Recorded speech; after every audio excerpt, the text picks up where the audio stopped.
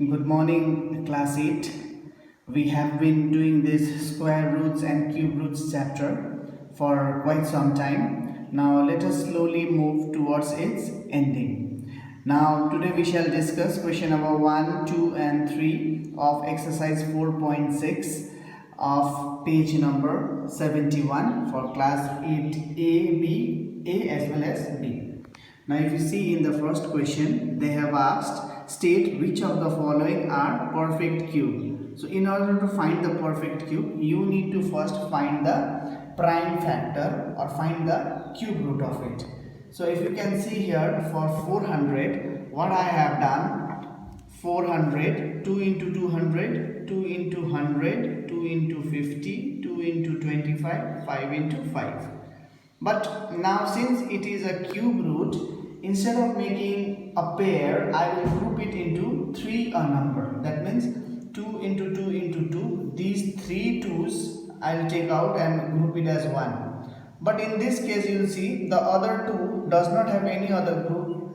At the same time the 5 also does not have any other group. So this 400 as well as the next question 800, the scenario is same. So they are not a perfect cube. However, if you move on to the next question C, 1728, I have solved 1728 here and you can see 1728 I get it as 2 into 2 into 2 into 2 into 2 into 2 into 3 into 3 into 3. The breakup of 1728 is these numbers, and here you can see these first 3 2's I have grouped it in one group, the second 3 2's I have grouped it in another group, and the third 3 groups the three threes I have grouped it into another group. So here there are no number which are just left out.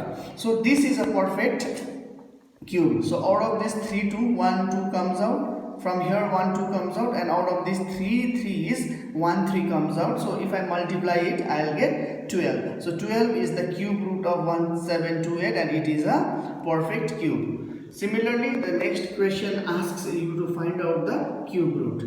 And the number looks difficult, 293 by 125. It is a mixed fraction. First of all, you convert this mixed fraction into improper fraction by multiplying 125 into 250 plus 93 is 343. 343 divided by 125. Now 343 by 125 cube root, what you do? You break it up. Take out the cube root of 343 separately, that is 7. And similarly take out the cube root of 125, that is 5. Now if you see there is a decimal here, 0.064. It would be difficult to find out the cube root of the decimal 0.065 64. So what I have done, as you know, under any number there is a denominator 1 and there is a decimal point. So after decimal point I count 3 digits, and similarly I put 3 zeros, and these decimal point gets omitted. So now it is 64 by 1000, and I have taken out the cube root of 64 separately, which comes to 4, and the cube root of 1000, which comes to 10. So 4 by 10, if I divide, I'll get it 0.4. This is the cube root of this one. And the third portion and the most important part of this exercise is the evaluate. Evaluate means to solve. The first two I have done it for you. If you see the first one, they say that cube root of 729 into 27. Here also you do the same thing.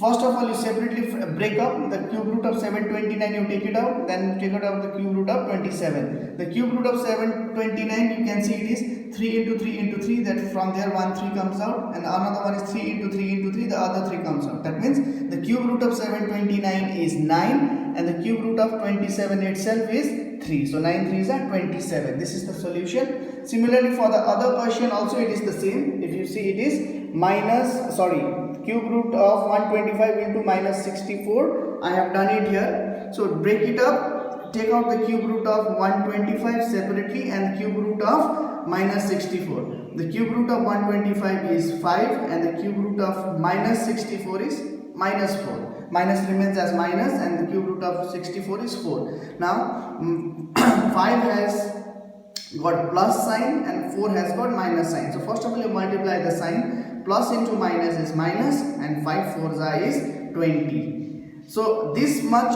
of variety is enough to wind up the chapter. other questions of word problems, you can omit it for the time being. If time permits, we shall definitely do it later on. Thank you. Have a nice day. Please complete exercise 4.6 question number 1, 2 and 3 all in your exercise copy from page number 71. Take care students. Bye bye.